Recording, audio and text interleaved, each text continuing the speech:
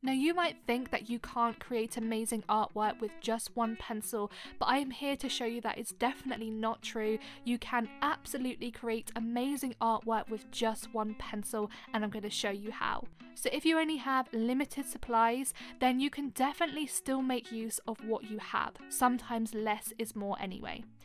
If you enjoy these videos, then don't forget to hit that subscribe button and turn the notification bell on so that you never miss an update from me.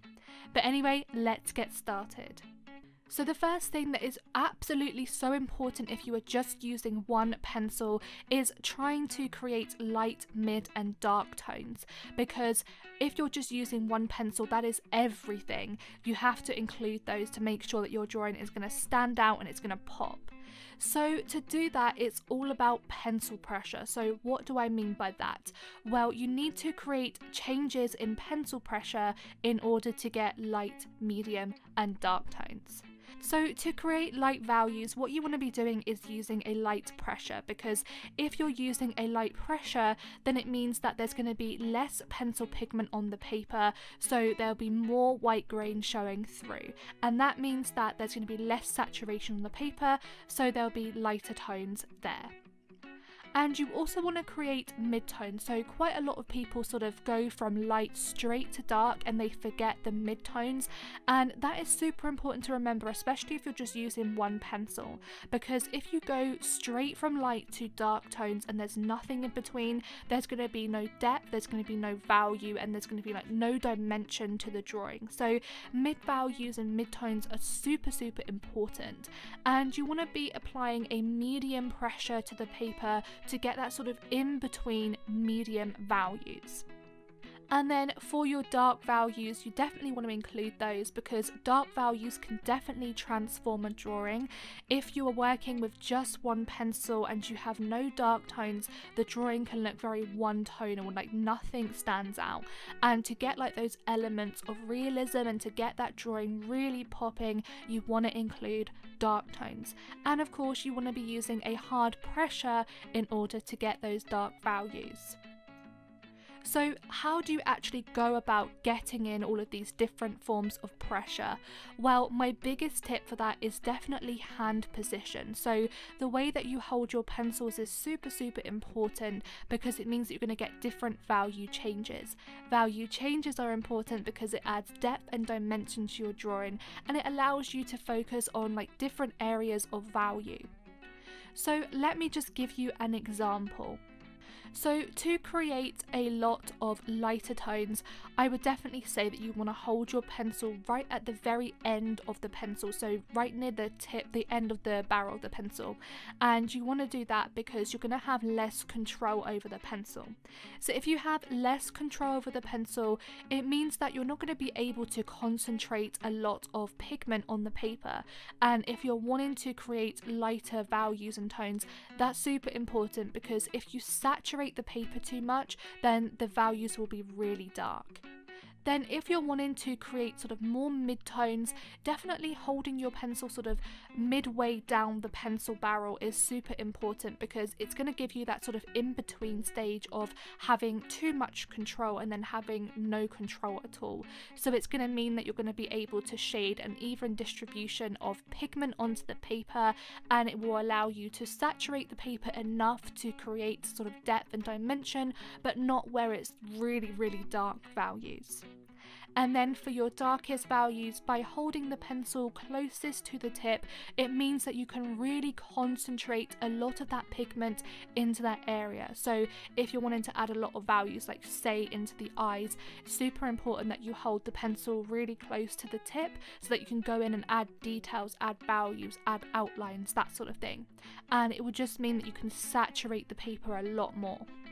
You also want to avoid using pencils in highlighted areas, because with highlights they're very bright, they stand very prominent, and if you're adding a lot of value into the highlighted areas, it's going to be very hard to lift the pencil back up again and create those highlights again. So I would actually avoid using pencils completely in highlighted areas. Instead, maybe just like sweep some value into the areas and then lift some areas of highlights highlights back up again with an eraser, just so that you can still keep all of those light values and make sure that those highlights are going to really stand through. Now, one thing that is super important if you are just using one pencil is definitely blending, and there are two reasons why blending is so important for just using one pencil to create drawings. The first is that blending creates smoothness. So smoothness is important because it gets rid of so much of that white paper grain, and you don't really want to have like a really grainy, really scratchy or blotchy drawing. So blending will help to get rid of all that smoothness, and in the process of like smoothing and blending all the color out or the shade out, it creates a lot of subtle shading and transitions of shading, and because of that it also helps to create a lot of depth and dimension. So if I'm just using one pencil, I'll definitely be using a lot of blending just to like tweak certain values, like darken values up, lighten values, that sort of thing. And it's really, really important for just building up all of those layers of like tone and value. Now, creating contrast again is something that a lot of people miss when they are like doing a drawing in just a couple of pencils or just one pencil. And contrast is so important, especially if you're just using one pencil, because you are having to use that one pencil to create everything in terms of trying to make that drawing pop. And contrast is super important because you want to have that difference between the light and dark areas and like all those varying depth in the drawing. So to create contrast is so easy to do that. Literally, I would definitely make sure that you're adding in a lot of highlights, so you can do that by going in and lifting certain areas back up again with an eraser. I actually like to use a kneaded eraser or a Tombow mono eraser to do that, and to create those highlights I just put some pressure down onto the pencil, just lift up some pencil back up again, and it just helps to have like really striking highlights in there. And it's also super important with contrast that you also have the opposite end of the spectrum, so a lot of value as well. And I would definitely use that pencil to add in a lot of value. So go in and like tweak areas. If it's not dark enough, if there's not enough dark values, definitely go over them again with the pencil to darken them up. The more that you go over areas as well, the more it's going to get saturated, so it's going to fill in more and more of the white paper grain, and it will just allow those areas of value to come forward.